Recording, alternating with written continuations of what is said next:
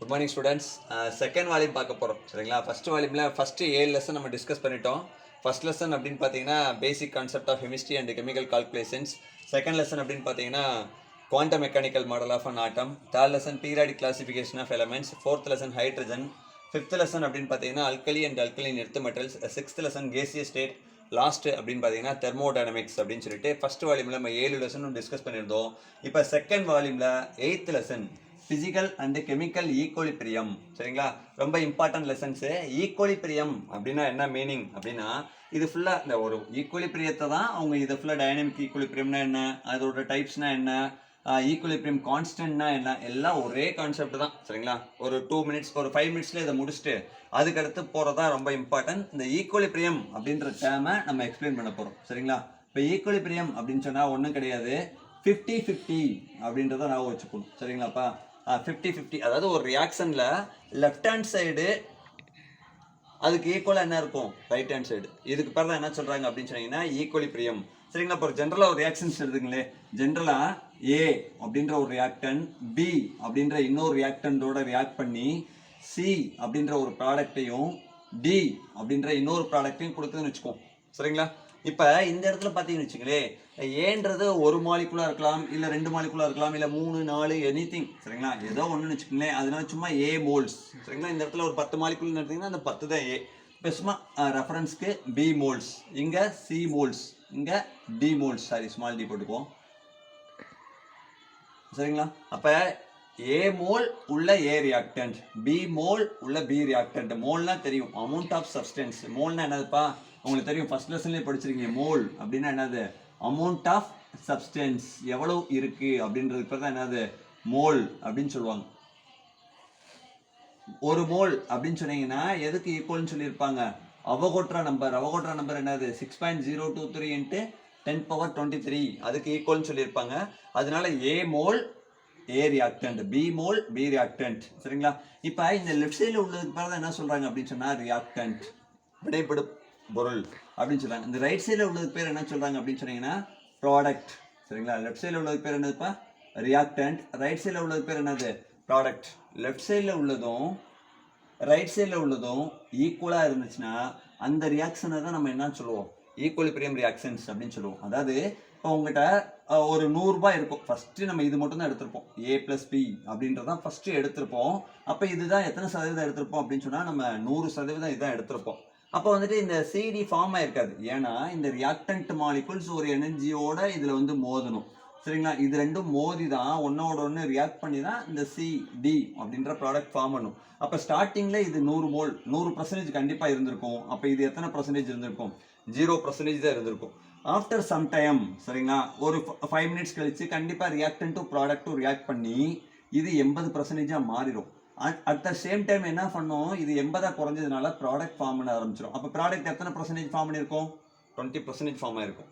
அதுக்கடுத்து பார்த்தீங்கன்னா இது 60 வந்துருச்சுன்னு வச்சுக்கங்களேன், இது இன்னும் மேலும் ரியாக்ட் ஆகி இதோட எண்ணிக்கை குறைய ஆரம்பிச்சிருச்சு. 100 எடுத்தது 60 மாறிடுச்சுன்னா கண்டிப்பாக ப்ராடக்ட் எவ்வளோ ஃபார்ம் ஆயிருக்கும், இந்த சிடி அப்படின்ற ப்ராடக்ட்டும் 40%-ஆக இருக்கும். அடுத்து கொஞ்ச நேரம் பார்த்தீங்கன்னு வச்சுக்கங்களேன், ரியாக்டன்ட் அப்படின்றது 50% இருக்கும். அதுக்கடுத்து என்ன ஆயிரும், ப்ராடக்ட்டும் என்ன ஆயிரும் 50%-ஆக மாறிடும். இந்த ஸ்டேஜுக்கு பேர் தான்ப்பா ஈக்குவலிபிரியம் சொல்றாங்க. அதாவது லெஃப்ட் சைடில் உள்ள ரியாக்டன்ட்டும் ரைட் சைடில் உள்ள ரியாக்டன்ட்டும் சமமா இருந்ததுன்னா சரிங்களா, இதுவும் 50 சார் இதுவும் 50 அப்படி இருந்ததுன்னா இந்த கண்டிஷன்ஸ்க்கு நம்ம என்ன போடணும், இது ரெண்டும் ஈக்குவல் அப்படின்றதால இந்த சிம்பிள் நீங்க கண்டிப்பா ஆட் பண்ணணும் சரிங்களா. ஈக்குவலிபிரியம் அப்படின்னா ஒன்றும் இல்லை, ரியாக்டன்ட்டும் ப்ராடக்ட்டும் ஈக்குவலாக இருக்கிறதுக்கு பேர் தான் ஈக்குவலிபிரியம். 50-50 இருக்கிறதுக்கு பேர் சரிங்களா. இப்போ சம்டைம்ஸ் இது இன்க்ரீஸ் ஆயிடுச்சுன்னு வச்சுங்களேன், ரியாக்ஷன்ஸ் எந்த பக்கம் நடந்தோம்னா ரிவர்ஸ் டைரக்ஷன் நடந்துடும். எங்கே அதாவது எந்த பர்சன்டேஜ் அதிகமாக இருக்கோ அந்த டைரக்ஷனில் ரியாக்ஷன் நடக்கும், அதுக்கு ஆப்போசிட் டைரக்ஷன். இப்போ இது 100%னா இங்கிட்டு தான் சார் ரியாக்ஷன் நடக்கும், இதை தான் ஃபார்ம் பண்ண பார்க்கும்.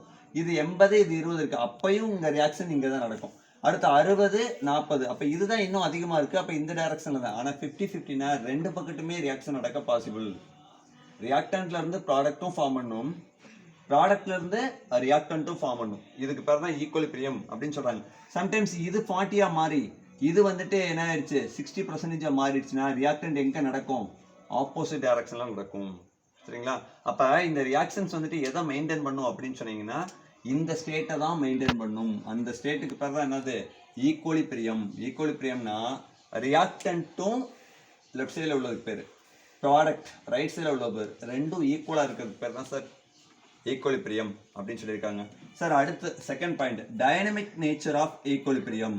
What is mean by dynamics அப்படின்னு சொன்னாலே என்ன அர்த்தம் மீனிங் அப்படின்னு சொல்லி பார்த்தீங்கன்னா சரிங்களா, மூமெண்ட். டைனமிக்னா என்ன அர்த்தம்? மூமெண்ட். டைனமிக்னா என்ன மீனிங்ப்பா? மூமெண்ட்னா என்னன்னா, அதாவது எது அதிகமாக இருக்கும், இதே கான்செப்ட் தான் சரிங்களா, இதே கான்செப்ட் தான். அப்போ இப்போ ரியாக்டன்ட் 100% இருந்ததுன்னா ரியாக்ஷன் எந்த டைரக்ஷனில் நடக்கும்னா, ரியாக்டன்ட் ஃபுல்லாக ரியாக்ட் பண்ணி ப்ராடக்டை கொடுக்கும். அப்போ ரியாக்ஷன் ஃபார்வர்ட் டைரக்ஷனில் தான், முன்னோக்கி தான் ரியாக்ஷன் நடக்கும் அப்படின்னு சொல்கிறாங்க சரிங்களா. 80% இருக்கும்போதும் கண்டிப்பாக ஃபார்வர்ட் டைரக்ஷனில் தான் ரியாக்ஷன் நடக்கும். அடுத்து 60% இருக்கும்போது கண்டிப்பாக அப்பயும் ஃபார்வர்ட் டைரக்ஷனில் தான் ரியாக்ஷன் நடக்கும். திடீர்னு என்ன பண்ணிடுது, ரியாக்டன்ட் வந்துட்டு 50-50 இருந்ததுன்னு வச்சுக்கோங்களேன், ரெண்டு பக்கத்துமே reactant gives product, simultaneously product சரிங்களா, product gives reactant, ரிவர்ஸ் டைரக்ஷன்லயும் ரியாக்ஷன் நடந்துரும். அதுக்கு தான் இந்த இடத்துல ஆரோ மார்க் ரெண்டு டைரக்ஷன்லயும் போட்டிருக்கு சரிங்களா. அப்ப இந்த ரியாக்ஷன் ஆனது தொடர்ந்து நடந்துகிட்டே இருக்கும். டைனமிக் அப்படின்னு சொன்னா மூவ்மெண்ட் ஆகிக்கிட்டே இருக்கும் சரிங்களா. ரியாக்டன்ட்ல இருந்து ப்ராடக்ட் ஃபார்ம் பண்றதும், சைமல்டேனியஸ்லி அதே நேரத்தில் ப்ராடக்ட்ல இருந்து ரியாக்டன்ட் ஃபார்ம் பண்றதும் தொடர்ச்சியாக நடந்துகிட்டே இருக்கும் சரிங்களா. எது ஒன்று இன்க்ரீஸ் ஆகுதோ அதுக்கு ஆப்போசிட் டைரக்ஷனில் ரியாக்ஷன் நடந்துகிட்டே இருக்கும். சடனாக ஒரு நேரத்தில் ப்ராடக்டோட பர்சன்டேஜ் வந்துட்டு 60% மாறிடுச்சுன்னா ரியாக்ஷன் ரிவர்ஸ் ரியாக்ஷன் நடந்து ரியாக்டண்ட்டை ஃபார்ம் பண்ண வச்சிரும். அப்போ அந்த ரியாக்ஷனில் கண்டிப்பாக டைனமிக் ரியாக்ஷன்ஸில் கண்டிப்பாக அதான் 50-50 மெயின்டைன் பண்ணும். இதுவும் எல்லாம் சேம் கான்செப்ட் தான், ரெண்டு என்னவா இருக்கும் 50-50 இதுதான் மெயின்டைன் பண்ணும். ரியாக்டன்ட்டும் எவ்வளோ இருக்கோ அதுக்கு ஈக்குவலாக ப்ராடக்ட்டும் இருக்கும். கண்டிப்பாக ஏதாவது ஒன்று இன்க்ரீஸ் ஆயிடுச்சுன்னா, இப்போ 80% இருக்குன்னா ரியாக்டன் எந்த டைரக்ஷனில் தான் நடக்கும், ப்ராடக்ட், அதாவது ஃபார்வர்ட் டைரக்ஷன்.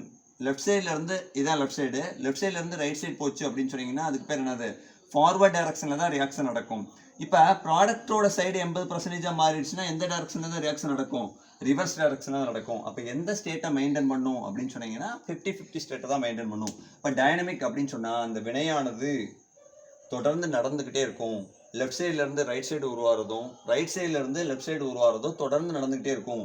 இதுக்கு பேர் தான் கெமிக்கல் ஈக்குவலிபிரியத்தை என்ன சொல்கிறாங்க, டைனமிக் 1 அப்படின்னு சொல்கிறாங்க சரிங்களா. அப்போ ஒன்றும் இல்லைப்பா, இதை சிம்பிளாக சொல்லணும் அப்படின்னு சொன்னீங்கன்னா KF = KB அப்படின்னு சொல்கிறாங்க. சார் KFனா இந்த இடத்துல கான்ஸ்டன்ட் சார், கேன்றது forward reaction, rate of forward reaction, இல்லைனா ஃபார்வர்ட் ரியாக்ஷன், இல்லைனா இன்னும் சிம்பிளாக சொல்லணுமே இதை KFன்னு கூட வைக்க வேணாம், ரேட்னு வச்சுக்கோ. Rate of forward reaction is equal to rate of reverse or backward reaction. பேக்வர்ட்னே சொல்லுங்கள், பேக்வர்ட் சரிங்களா. அதாவது இது டைனமிக் ஈக்குவலிபிரியத்தில் என்ன கான்செப்ட் அப்படின்னு சொன்னால், rate of forward reaction is exactly equal to rate of backward reaction. அதாவது முன்னோக்கு வினையானது பின்னோக்கு வினைக்கு சமமாக இருக்கும் சரிங்களா. முன்னோக்கு வினைனா லெஃப்ட் டு ரைட்டு போகிறது, பின்னோக்கு வினைனா அதுக்கு ஆப்போசிட்டில், இது ரெண்டும் ஈக்குவலாக இருக்கிறதுக்கு பேர் தான் சார் டைனமிக் அப்படின்னு சொல்கிறாங்க சரிங்களா. அடுத்து என்ன சொல்கிறாங்க, டைப்ஸ் சரிங்களா. Types of equilibrium. ஈக்குவலிபிரியத்தை ரெண்டு டைப்ஸாக பிரிக்கிறாங்க சரிங்களா. ஃபர்ஸ்ட் டைப் என்ன அப்படின்னு பார்த்தீங்கன்னா ஹோமோஜினியஸ் ஈக்குவலிபிரியம், இன்னொன்று பேர் என்ன சொல்கிறாங்க, ஹெட்ரோஜினியஸ் ஈக்குவலிபிரியம் அப்படின்னு சொல்கிறாங்க. What is mean by homo? Homo அப்படின்னாலே என்ன மீனிங்னா சேம் அப்படின்னு அர்த்தம். இப்போ ஹோமோஜினியஸ் ஈக்குவலிபிரியம்னா அதாவது ரியாக்டன்ட்டும் சரி ப்ராடக்ட்டும் சரி ஒரே பேஸ், அதாவது ஒரே நிலைமைகளில் இருந்தால் அதுக்கு பேர் ஹோமோஜினியஸ் ஈக்குவலிபிரியம். இப்போ எக்ஸாம்பிள் பார்த்தீங்கன்னு வச்சுங்களேன், நைட்ரஜன் அப்படின்ற ரியாக்டன்ட் ஹைட்ரஜன் அப்படின்றதோட ரியாக்ட் பண்ணுது, கிவ்ஸ். ஈக்குவலிபிரியம் அப்படின்னாலே என்ன ஈக்குவேஷன் போட்டுறணும், நீங்கள் ரெண்டு டபுள் சைடு ஆரோ போட்டுறணும். ஈக்குவலிபிரியம்னா என்னப்பா மீனிங், 50-50, அதனால் இந்த ஆரோ போட்டுறணும். என்ன கொடுக்குது அப்படின்னு சொன்னீங்கன்னா N-3. இந்த இடத்துல எத்தனை நைட்ரஜன் இருக்கு, 2 நைட்ரஜன் இருக்குது. இங்கே எத்தனை நைட்ரஜன் இருக்குது, 1. அப்போ இங்கே நீங்கள் 2 போட்டால் தான் லெஃப்ட் சைடும் ரைட் சைடும் ஈக்குவலாக மாறும். 2 நைட்ரஜன், இங்கேயும் 2 நைட்ரஜன். ஆனால் ஹைட்ரஜன் பார்த்தீங்கன்னா 2 × 3 6 ஹைட்ரஜன், இங்கே 2 தான் இருக்குது. அப்போ நீங்கள் என்ன போடணும், 3 போடணும். அப்போ 3 × 2 6, இங்கேயும் 2 × 3 6. அப்போ இங்கிட்டும் 2 நைட்ரஜன், இங்கிட்டும் 2 நைட்ரஜன், 6 ஹைட்ரஜன், இங்கேயும் 6 ஹைட்ரஜன். இதுதான் இது ஒரு ரியாக்ஷன்ஸ். இப்போ இந்த இடத்துல நைட்ரஜனும் எந்த ஸ்டேட்டில் இருக்கும் அப்படின்னு பார்த்தீங்கன்னா கேசியஸ் ஸ்டேட்டில் இருக்கும். நைட்ரஜன் எந்த நிலைமையில் இருக்கும், சாலிடாக இருக்குமா, லிக்விடாக இருக்குமா, கேஸாக இருக்குமா அப்படின்னு பார்த்தீங்கன்னா எந்த நிலைமையில் இருக்கும்னா கேஸாக இருக்கும். ஃபார்ம் பண்ணுற ப்ராடக்ட் அதுவும் எந்த ஸ்டேட்டில் இருக்கும், கேசியஸ் ஸ்டேட்டில். உங்களுக்கு தெரியும் லெஃப்ட் சைடில் உள்ளதுக்கு பேர் என்னதுப்பா, ரியாக்டன்ட், ரைட் சைடில் உள்ளதுக்கு பேர் ப்ராடக்ட் சரிங்களா. எல்லாமே ஒரே நிலைமையில் இருக்குது, கேஸ் கேஸ், இங்கேயும் கேசியஸ் ஸ்டேட். அப்போ இந்த ரியாக்ஷன், இந்த டைப் ஆஃப் ஈக்குலிபிரியம் ரியாக்ஷன்ஸை என்ன சொல்கிறோம் நம்ம? Homogeneous equilibrium. ஹோமோ அப்படின்னா என்ன அர்த்தம்னா சேம். அதோட நிலைமைகள் பேஸ் எல்லாமே சேம் பேஸில் இருந்தால் அந்த ரியாக்ஷனுக்கு பேர் ஹோமோஜீனியஸ் ரியாக்ஷன். அடுத்து என்ன சொல்கிறாங்க அப்படின்னு சொன்னீங்கன்னா ஹெட்ரோஜீனியஸ். சரிங்களா? ஹெட்ரோஜீனியஸ் அப்படின்னு சொன்னீங்கன்னா என்ன சொல்கிறாங்க? எக்ஸாம்பிள் பாருங்களேன். Calcium carbonate. கால்சியம் கார்பனேட்னா மார்பிள் அப்படின்னு சொல்லுவாங்க, நம்ம படிச்சிருக்கோம் 5th லெசனில். இது வந்துட்டு சாக் பீஸ் அப்படின்னு சொல்லுவாங்க. இது வந்துட்டு சாலிட் ஸ்டேட்டில் இருக்கும். சாப்பிக்ஸ் எப்படி இருக்கும்? சாலிடாக இருக்கும். இது வந்துட்டு ஹீட் பண்ணும்போது கால்சியம் ஆக்சைடாகவும் ப்ளஸ் வந்துட்டு என்ன மாறிடும்? கார்பன் டை ஆக்சைடாகவும் மாறிடும். இந்த கால்சியம் ஆக்சைடு பார்த்தீங்கன்னா சாலிட் ஸ்டேட்டில் இருக்கும். ஆனால் இந்த கார்பன் டை ஆக்சைடு அப்படின்றது சாலிடாக இருக்காது. உங்களுக்கு தெரியும் கார்பன் டை ஆக்சைடு என்னதுப்பா? கேஸ். அப்போ இது எந்த நிலைமையில் இருக்கும்? கேசி ஸ்டேட்டில். இங்கே பார்த்தீங்கன்னா one of the reactant solid state, one of the ப்ராடக்ட்டும் சாலிட் ஸ்டேட். பட் ஆனால் ஒன் ஆஃப் த இன்னொரு அனதர் ப்ராடக்ட் பார்த்தீங்க அப்படின்னு சொன்னால் எந்த ஸ்டேட்டில் இருக்குப்பா? கேசி ஸ்டேட்டில் இருக்குது. அப்போ இந்த ரியாக்டன்ட் சாலிட் ஸ்டேட்லையும் one of the product gaseous ஸ்டேட்லையும் டிஃப்ரெண்ட் பேசிஸில் இருந்ததுன்னா அதுக்கு பேர் என்னது? ஹெட்ரோஜீனியஸ். ஹெட்ரோ அப்படின்னா என்ன மீனிங்னா 2 or more, இல்லைன்னா டிஃப்ரெண்ட் அப்படின்னு சொல்லுவாங்க. ஹெட்ரோனா என்ன மீனிங்? டிஃப்ரெண்ட் அப்படின்னு சொல்லுவோம். சரிங்களா? நான் வச்சுக்கோங்க. அப்போ ஒன் ஆஃப் த ப்ராடக்ட் வந்துட்டு இங்கே வேறு மாதிரி இருக்கிறதுனால இது எக்ஸாம்பிள் ஃபார் ஹெட்ரோஜினியஸ் ஈக்குலிபிரியம். சரிங்களா? இதை பற்றி நம்ம இன்னும் நிறைய எக்ஸாம்பிள்ஸ் புக்கில் கொடுத்துருக்காங்க. நம்ம அட்லீஸ்ட் இதை ஒன்றை மட்டுமாவது நான் வச்சுக்கிறோம். அடுத்து என்ன சொல்கிறாங்க அப்படின்னு சொன்னால் ஈக்குலிபிரியம் கான்ஸ்டன்ட் அப்படின்னா என்னன்னு சொல்கிறாங்க? அதுக்கு பேர் என்ன சொல்கிறாங்கன்னா கேசி. ஈக்குலிபிரியம் கான்ஸ்டன்ட் இன்னொன்று சொல்கிறாங்க, அதுக்கு பேர் என்னது? கேபி. அது எப்படி சார் நோட் பண்ணுறது? ஒன்றுமே கிடையாது. அதாவது கேசி எழுதணும் அப்படின்னாலும் சரி, கேபி எழுதணும் அப்படின்னாலும் சரி, ரெண்டுக்குமே ஒரே ஃபார்முலா தான். சீக்வல் டு, அதாவது கேசி அல்லது கேபி எதனாலும் வச்சுக்கோங்க. கேசி அல்லது கேபி எதனாலும் வச்சுக்கோங்க. கேசி எழுதுவோமே. கேசி எழுதணும்னா ப்ராடக்டோட கான்சன்ட்ரேஷன் டிவைடட் பை ரியாக்டன்ட்டோட கான்சன்ட்ரேஷன். ப்ராடக்ட்னா என்னதுப்பா? ரைட் சைடில் உள்ளதுக்கு பிறகு என்ன சொல்லியிருக்கோம் நம்ம? ப்ராடக்ட். ப்ராடக்டோட கான்சன்ட்ரேஷன் டிவைடட் பை ரியாக்டன்ட்டோட கான்சன்ட்ரேஷன். கான்சன்ட்ரேஷனாலே நீங்கள் என்ன ப்ராக்கெட் போட்டுருணும்? ஸ்கொயர் ப்ராக்கெட் போட்டுருணும். இதை மட்டும் நான் வச்சுக்கோங்க. இதே தான் கேபி எழுதணும் அப்படின்னாலும் சரிங்களா? நான் வச்சுக்கோங்க. நான் நிறைய எக்ஸாம்பிள் சொல்கிறேன். கேபி எழுதணும்னாலும் இதே தான், ப்ராடக்டோட கான்சன்ட்ரேஷன் தான். ஆனால் இந்த டேம் ஆஃப், சரிங்களா, இந்த term of partial pressure. Partial ப்ரெஷர்னாப்பா சும்மா இந்த மாதிரி பி அப்படின்றத போட்டு எழுதணும். நீங்கள் இங்கே வந்துட்டு கான்சன்ட்ரேஷன்னா நீங்கள் இந்த ஸ்கொயர் ப்ராக்கெட் போட்டு எழுதணும். இங்கே பி அப்படின்னு சொன்னால் பார்சியல் ப்ரெஷர் அப்படின்னால இந்த பியை நீங்கள் மென்ஷன் பண்ணணும். அப்போ பி, அப்புறம் இங்கே என்ன இருக்குது? Partial pressure of product. Normal bracket தான் போடணும். கான்சன்ட்ரேஷனால தான் நீங்கள் என்ன ப்ராக்கெட் போடணும்? கண்டிப்பாக ஸ்கொயர் ப்ராக்கெட் போடணும். அடுத்து என்ன சொல்கிறாங்க? Partial pressure of reactant. இங்கேயும் அதே தான், ப்ராடக்ட் டிவைடட் பை ரியாக்டன்ட். இங்கேயும் ப்ராடக்ட் டிவைடட் பை ரியாக்டன்ட். ஆனால் இங்கே வந்துட்டு கான்சன்ட்ரேஷன், இங்கே பார்சியல் ப்ரெஷர். கான்சன்ட்ரேஷனில் சொன்னால் கேசி அப்படின்ற ஈக்குலிபிரியம் கான்ஸ்டன்ட் சொல்லணும். பார்சியல் ப்ரெஷரில் சொன்னீங்கன்னா கேபி அப்படின்னு சொல்லிட்டு ஈக்குலிபிரியம் கான்ஸ்டன்ட் நீங்கள் சொல்லணும். சரிங்களா? இப்போ இதை பற்றி நம்ம என்ன பண்ண போகிறோம்? இப்போ இந்த இது மட்டும் சும்மா சிம்பிளாக தெரிஞ்சுக்கங்க. அடுத்து law of mass of action அப்படின்ற கொஸ்டின் பார்த்துட்டு அதுக்கடுத்து என்ன பார்க்க போகிறோம்? ஒரு டெரிவேஷன் பார்க்க போகிறோம். சரிங்களா? Law of mass of action. சரிங்களா? Law of mass of action அப்படின்னு சொன்னீங்கன்னா, லா ஆஃப் மாஸ் ஆக்சன் அப்படின்னா rate is directly proportional to. அப்போ ரேட் இன்க்ரீஸ் ஆகணும்னா கண்டிப்பாக ரியாக்டன்ட் இன்க்ரீஸ் ஆகணும். சரிங்களா? ரியாக்டன்ட் அப்படின்னு சொன்னீங்கன்னா உங்களுக்கு தெரியும், லெஃப்ட் சைடில் உள்ளதுக்கு பேர் என்னப்பா சொல்லுவாங்க? ரியாக்டன்ட். அப்போ ரேட் எதை டிபெண்ட் பண்ணி இருக்கு அப்படின்னு பார்த்தீங்கன்னா ரியாக்டன்ட்டை டிபெண்ட் பண்ணி இருக்கு. சரிங்களா? ரியாக்டன்ட் அப்படின்னு சொன்னீங்கன்னா லெஃப்ட் சைடில் உள்ளது. சரிங்களா? ஒரு வினையோட வேகம் அதிகரிக்கணும் அப்படின்னு சொன்னீங்கன்னா கண்டிப்பாக லெஃப்ட் சைடில் உள்ள அந்த ரியாக்டன்ட்டோட எண்ணிக்கையும் அதிகமாக இருக்கணும் அப்படின்னு சொல்லியிருக்காங்க. சரிங்களா? அதுதான் rate is directly proportional to, சரிங்களா, ரியாக்டன்ட். சரிங்களா? Rate is directly proportional to reactant. இதான் லா ஆஃப் மாஸ் ஆக்சன் அப்படின்னு சொல்கிறாங்க. இப்போ ஆக்டிவ் மாஸ் அப்படின்னு சொன்னீங்கன்னா என்ன அப்படின்னு சொன்னீங்கன்னா N/V. என்னன்னா number of moles divided by என்ன சொல்கிறாங்க? வால்யூம். அப்போ இந்த ஸ்கொயர் ப்ராக்கெட்டுக்கு பதிலாக நீ என்ன போட்டணும் அப்படின்னு சொன்னீங்கன்னா number of moles divided by volume. இதுதான் கான்சன்ட்ரேஷன். அதுக்கு பதிலாக என்ன சொல்கிறாங்க? கான்சன்ட்ரேஷன். அப்போ கான்சன்ட்ரேஷனுக்கு இன்னொரு பேர் என்ன சொல்லலாம் அப்படின்னு சொன்னீங்கன்னா ஆக்டிவ் மாஸ். சரிங்களா? Rate is directly proportional to reactant. Sir இந்த ஸ்கொயர் ப்ராக்கெட்னா அதான் sir active mass or concentration. இதுக்கு என்ன சார் ஃபார்முலா? N/V. என்னன்னா number of moles divided by volume. அடுத்து எக்ஸ்ன்றது நம்பர் ஆஃப் மோல்ஸ், எத்தனை மோல் நீங்கள் கிவன் லெஃப்ட் சைடில் எடுத்திருக்கீங்களோ அதை தான் நீங்கள் பவரில் போடணும். சரிங்களா? இதை மட்டும் லைட்டாக ஞாபகம் வச்சுக்கோங்க. இப்போ என்ன பண்ண போகிறோம் அப்படின்னு சொன்னீங்கன்னா, இப்போ நம்ம ஒரு ரியாக்ஷன்ஸ்க்கு நம்ம எழுத போகிறோம் சரிங்களா. இல்லைன்னா ஒரு டெரிவேஷனே பண்ணிடுவோம். ரிலேஷன்ஷிப் பிட்வீன்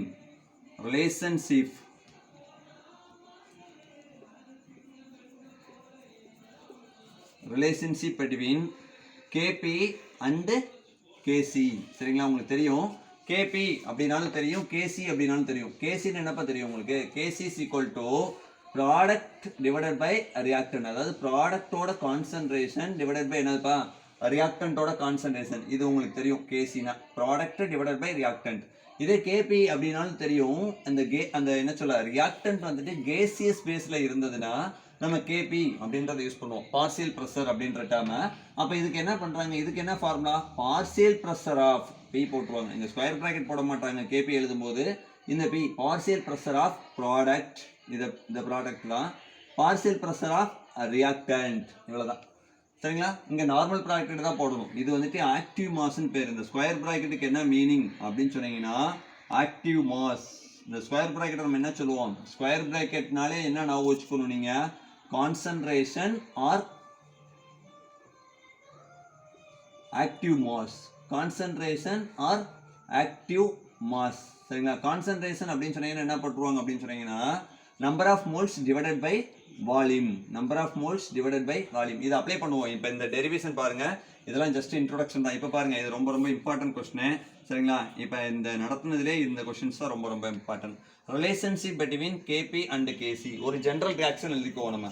ஜென்ரலா ஏதாவது ஒரு ரியாக்ஷன் சரிங்களா. ஜென்ரல் ரியாக்ஷன் அப்படின்றதுனால A moles react with B moles gives சரிங்களா C moles plus D moles சரிங்களா. A B அப்படின்றது லெஃப்ட் சைடில் உள்ளது. இதுக்கு பேர் என்னப்பா சொல்றாங்க, ரியாக்டன்ட். இதுக்கு பேர் என்ன சொல்றாங்க, ப்ராடக்ட் சரிங்களா. அப்போ ஃபர்ஸ்ட் ஸ்டெப் நம்ம என்ன எழுதணும் அப்படின்னு சொன்னீங்கன்னா KCனா என்ன சார், KPனா என்ன சார் அப்படின்றத எழுதி ரெண்டையும் ஒன்னோட ஒன்று ரிலேட் பண்ணி KP KC கூடிய ரிலேஷன் என்னன்னு நம்ம கொண்டு வரணும் சரிங்களா. First step KC எழுதுவோமா. அப்போ KC இந்த ஈக்குவேஷனுக்கு நீங்கள் எழுதுனீங்கன்னா KC is equal to என்ன எழுதுவீங்க, ப்ராடக்டோட கான்சன்ட்ரேஷன் டிவைடட் பை ரியாக்டன்ட். ப்ராடக்ட்னா எதுப்பா, ரைட் சைடில் உள்ளது C இருக்கு.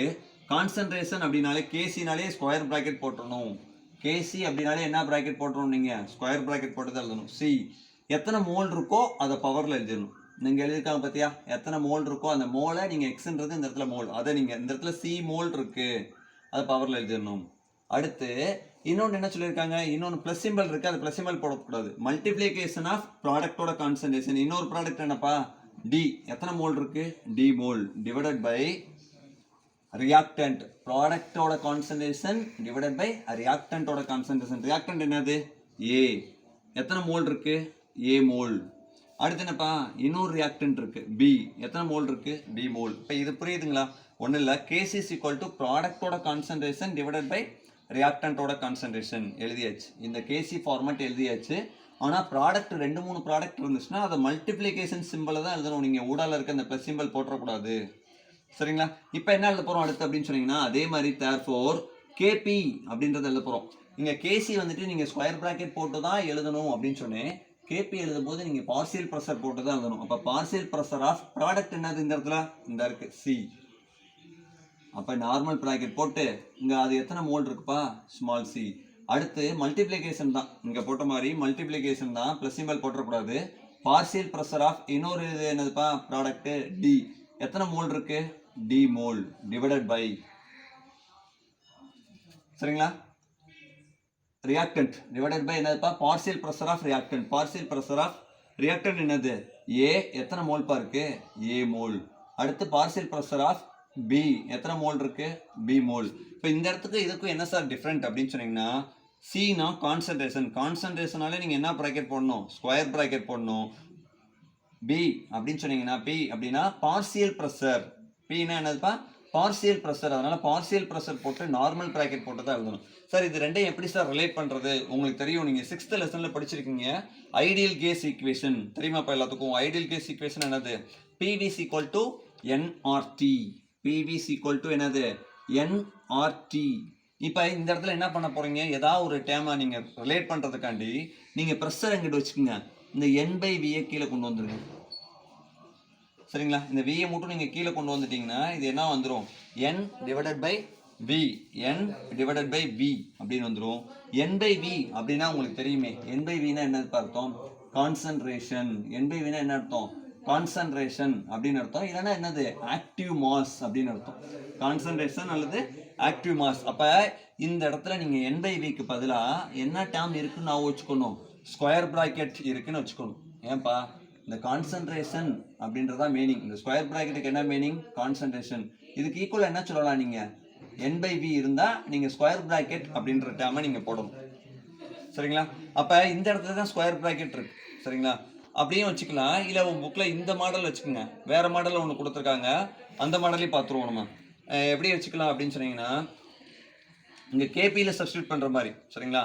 கேபியில் சப்ஸ்டியூட் பண்ணுற மாதிரி. இங்கே பழைய புக்கில் இந்த மாடல் கொடுத்துருந்தாங்க. ஓகே, இதை நான் வச்சுக்கோங்க, இது வரைக்கும் கரெக்டு.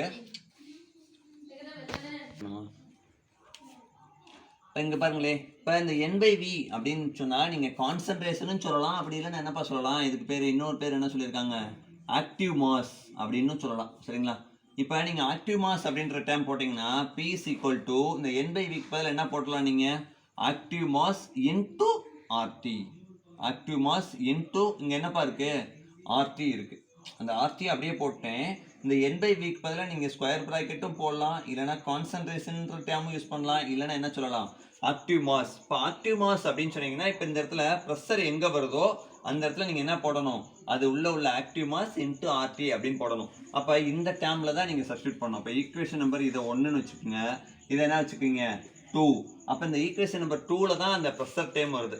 இந்த ப்ரெஷருக்கு பதில் தான் நீங்கள் என்ன பண்ணணும், active mass into RT. Active மாஸ்னால் நீங்கள் என்ன பண்ணிடணும், ஸ்கொயர் ப்ராக்கெட் அப்படின்ற கான்செப்டை போட்டுடணும். அப்போ இந்த ப்ரெஷருக்கு பதிலாக, சரிங்களா, இங்கே உள்ள டேம் என்னதுப்பா, இந்த ப்ரெஷருக்கு பதிலாக நீங்கள் என்ன போட போகிறீங்க, ஸ்கொயர் ப்ராக்கெட் உள்ள இந்த ஆக்டிவ் மாஸ். சரிங்களா? ஸ்கொயர் ப்ராக்கெட் உள்ள இந்த ஆக்டிவ் மாஸ் என்னது, சி. அப்போ என்ன போட்டலாம், நீங்கள் சி இன்டூ ஆர்டி. அந்த ஆர்டி டேமை கூட தனியாக வச்சுக்கோங்களேன், எல்லா இடத்துலையும் ஆர்டி வரும் அதனால. அப்போ சி ஸ்கொயர் ப்ராக்கெட். அப்போ எந்த டேமில் சப்ஸ்டியூட் பண்ணுறீங்க, வெயிட். இப்போ என்ன பண்ணலாம், நீங்கள் எப்படி எழுதுறீங்க, கேபி ஈக்குவல் டு இந்த இதில் தான் சப்ஸ்டியூட் பண்ண போகிறோம்.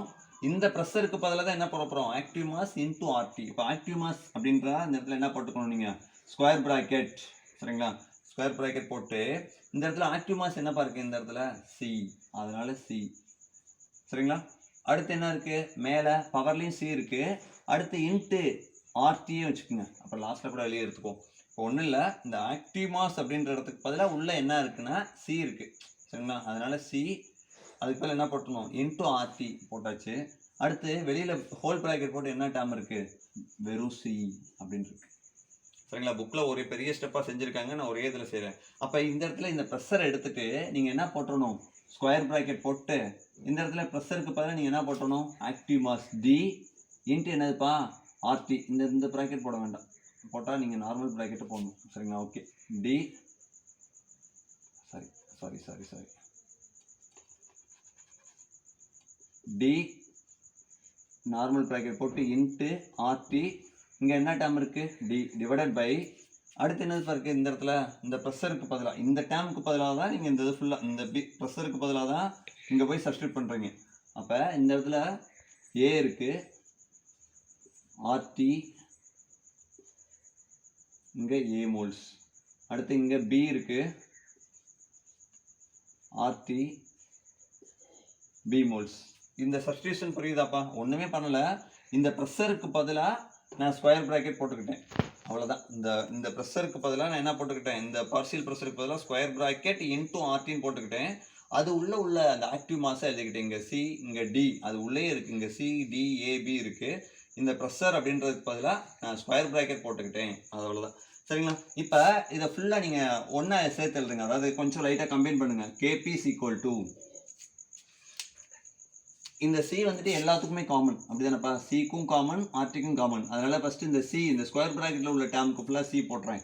அடுத்து இன்னொரு டேம் இருக்குது இங்கே மேலேயே, டி ஸ்கொயர் ப்ராக்கெட் வெளியே என்ன இருக்குது, டி உள்ளே மல்டிபிள் பண்ணுறேன்னு வச்சுக்கோங்க. அடுத்து என்னப்பா இருக்குது, ஏ உள்ளே என்னப்பா இருக்குது, ஏ மோல்ஸ். அடுத்து பி உள்ளே எத்தனை மோல்ஸ் இருக்குது, பி மோல்ஸ். அப்போ இங்கேயும் ஆர்டி இருக்குது, எல்லா இடத்துலையும் ஆர்டி அப்படின்ற டேம் இருக்குது, இங்கேயும் ஆர்டி. அதனால் ஆர்டியை நான் காமனாக எடுக்கிறேன்னு வச்சுக்கோங்க. ஆர்டியை நான் காமனாக எடுத்துட்டேன். மேலே என்ன டேம் இருக்குது, சி ப்ளஸ் டி. மேலே என்ன இருக்குது, சி ப்ளஸ் டி, ஆர்டியை காமன் எடுத்து சி ப்ளஸ் டி. கீழேயும் ஆர்டி இருக்கு சரிங்களா, கீழேயும் ஆர்டி இருக்கு. அதனால அதை மேலே கொண்டு வந்துட்டு வச்சுக்கோங்க. மேலே கொண்டு வந்தால் இது வந்துட்டு ப்ராடக்ட்டு மைனஸ் என்ன வந்துடும், இங்கே என்ன டேம் இருக்கு, ஏ ப்ளஸ் பி.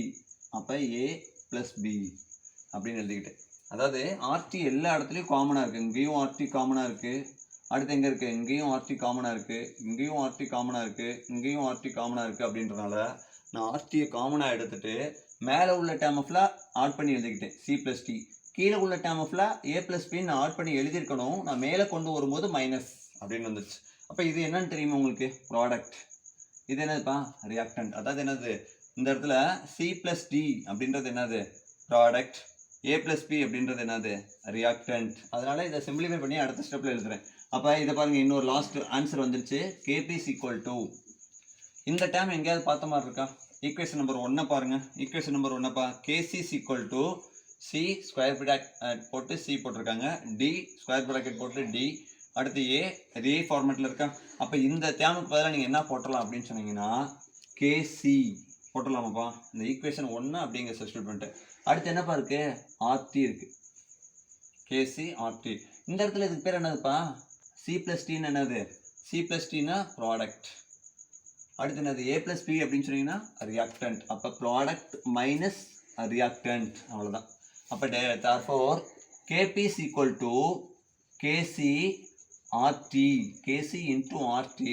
ப்ராடக்ட் மைனஸ் ரியாக்டண்ட்டை என்ன போடணும், நம்ம டெல்டா என் அப்படின்னு போடணும். இப்போ ரொம்ப முக்கியமானது என்ன அப்படின்னு பார்த்தீங்கன்னா, இந்த பார்சியல் ப்ரெஷர் அப்படின்ற வார்த்தையை நம்ம எந்த பேஸ்க்கு தான் நம்ம யூஸ் பண்ண முடியும் அப்படின்னு சொன்னால், ரியாக்டண்ட்டும் கண்டிப்பாக எந்த ஸ்டேட்டில் இருக்கணும்னா கேசி ஸ்டேட்டில், ப்ராடக்ட்டும் எந்த ஸ்டேட்டில் இருக்கணும், கண்டிப்பாக கேசி ஸ்டேட்டில். ஐ மீன் இந்த reaction should be example for homogeneous கேட்டலிஸ்ட்க்கு மட்டும்தான் இதை அப்ளை பண்ண முடியும். அதுவும் கேசியஸ் ஸ்டேட்டில் உள்ள ஹோமோஜீனியஸ் ரியாக்ஷன்ஸ்க்கு மட்டும்தான் அப்ளை பண்ண முடியும். அப்போ இதை என்ன பண்ணுவாங்க, இந்த நிலைமை லாஸ்ட்லேயும் எழுதிடுவாங்க. இது வந்துட்டு எந்த எல்லாமே எப்படி இருக்குது, கேசியஸ் ஸ்டேட்டில் இருக்குது அப்படின்னு சொல்கிறாங்க. இப்போ இந்த டெரிவேஷன் ரொம்ப ரொம்ப முக்கியம். அதாவது என்ன சொல்லியிருக்காங்க, KP is equal to KC RT delta N. டெல்டானா சேஞ்ச் இன், சரிங்களா, என்னன்னா தெரியும் மோல்ஸ்னு. அதாவது இந்த இடத்துல ப்ராடக்டோட மோல்ஸ்க்கும் ரியாக்டன்ட்டோட மோல்ஸ்க்கும் உள்ள டிஃப்ரென்ஸ்க்கு பேர் தான் டெல்டா.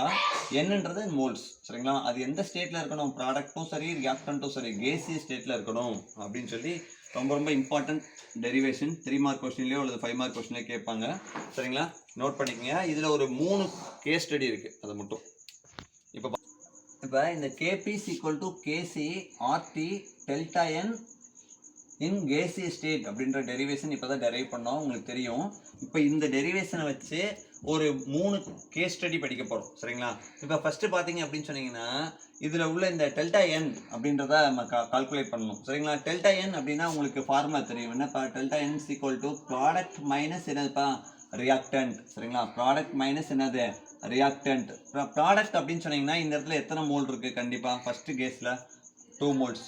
ரியாக்டன்ட் அப்படின்னு பார்த்தீங்க அப்படின்னு சொன்னீங்கன்னா கண்டிப்பாக இங்கே 1 மோல் தான் இருக்குது, அடுத்து இங்கே 1 மோல். அப்போ டோட்டலாக ரியாக்டன்ட் சைடில் எத்தனை மோல் இருக்குது, 2 மோல். ப்ராடக்ட் சைட்லேயும் எத்தனை மோல் இருக்குது, 2 மோல்ஸ். அப்போ இந்த ஃபஸ்ட்டு கேஸ்க்கு, சரிங்களா, அப்போ இந்த கேட்டகரிக்கு கேஸ் 1 அப்படின்னு எழுதியிருக்கோம்ல, இந்த இதுக்கு, சரிங்களா. இந்த இதுக்கு நீங்கள் பார்த்தீங்க அப்படின்னு சொன்னால் டெல்டா என்னோட வேல்யூ என்னது, ப்ராடக்ட் மைனஸ் ரியாக்டன்ட்னா 2 - 2. அப்போ என்னப்பா வந்துடும், 0 அப்படின்னு வந்துடும். அப்போ இந்த ஈக்குவேஷனை நீங்கள் அப்ளை பண்ணுங்க. அப்ளை பண்ணிங்கன்னா இது என்ன equation, KP equal to KC RT delta N in gaseous ஸ்டேட்டா.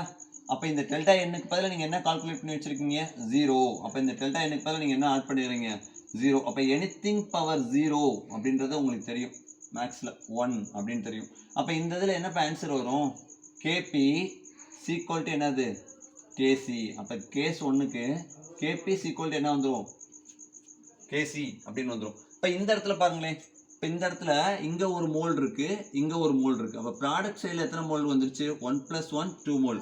Reactant சைடில் பார்த்தீங்கன்னா ஒன்லி 1 மோல் தான் இருக்குது, அப்போ 1. அப்போ இந்த இடத்துல நீங்கள் ப்ராடக்ட் டெல்டா என் கால்குலேட் பண்ணிங்கன்னா டெல்டா என் ஈக்குவல் டு என்னதுப்பா, ப்ராடக்ட் மைனஸ் ரியாக்டன்ட். ப்ராடக்ட் எத்தனை மோல் இருக்குது, 2 மோல்ஸ். ரியாக்டன்ட் எத்தனை மோல்ஸ் இருக்குது, 1 மோல். அப்போ என்னப்பா வந்துடும், டெல்டா என் ஈக்குவல் டு 1 அப்படின்னு வந்துடும். அப்போ இந்த இதில் நீங்கள் சப்ஸ்டிட்யூட் பண்ணுங்கள், KP equal to KC RT delta N in gaseous ஸ்டேட்னு தெரியும். கேசி ஸ்டேட்டை விட்டுருங்க, அது நிலைமையை சொல்கிறது தானே. டெல்டா என் இப்போ நீங்கள் என்ன போட்டணும்ப்பா, 1 அப்படின்னு போட்டுறணும். சரிங்களா? டெல்டா எண்ணுக்கு பதில் என்ன போட்டுறணும் நீங்கள் 1 அப்படின்னு ஆட் பண்ணிட்டீங்கன்னா இப்போ இந்த இடத்துல என்ன ஆன்சர் வந்துடும் அப்படின்னு பார்த்தீங்கன்னா கேபி கிரேட்டர் தென் கேசி. சரிங்களா? கேபி அப்படின்றது இதில் நீங்கள் சப்ஸ்டியூட் பண்ணிங்கன்னா இதுக்கு வேல்யூ வரும். அப்போ என்ன வந்துடும் கேபி வேல்யூ தான் என்ன வரும் அதிகமாக வரும். கேபி கேசி அப்படின்னு வந்துடும். கேபி கிரேட்டர் தென் கேசி. இது 1 மார்க் கொஸ்டின் ஏதாவது ஒரு ஈக்குவேஷன்ஸ் கொடுத்து இந்த ஈக்குவேஷன்ஸை ஃபைண்ட் அவுட் பண்ண சொல்லுவாங்க. அடுத்த கேஸ் பாருங்களேன். ப்ராடக்ட் எத்தனை மோல் இருக்கு? இங்கே 2 மோல் இருக்கு. பேலன்ஸ் பண்ண ஈக்குவேஷன் இங்கே பார்த்தீங்க அப்படின்னு சொன்னால் இங்கே ஒரு மோல் இங்கே ஒரு 3 டோட்டல் எத்தனை மோல்ப்பா இருக்கு? ரியாக்டன்ட் 4 மோல்ஸ் இருக்கு. அப்போ நீங்கள் இதுக்கு நீங்கள் டெல்டா என் கால்குலேட் பண்ணீங்கன்னா ப்ராடக்ட் மைனஸ் ரியாக்டன்ட். ப்ராடக்ட் என்னது 2, ரியாக்டன்ட் என்னதுப்பா 4. அப்போ நீங்கள் கால்குலேட் பண்ணீங்கன்னா -2ன்னு வந்துடும். 2 - 4 என்ன வந்துடும்?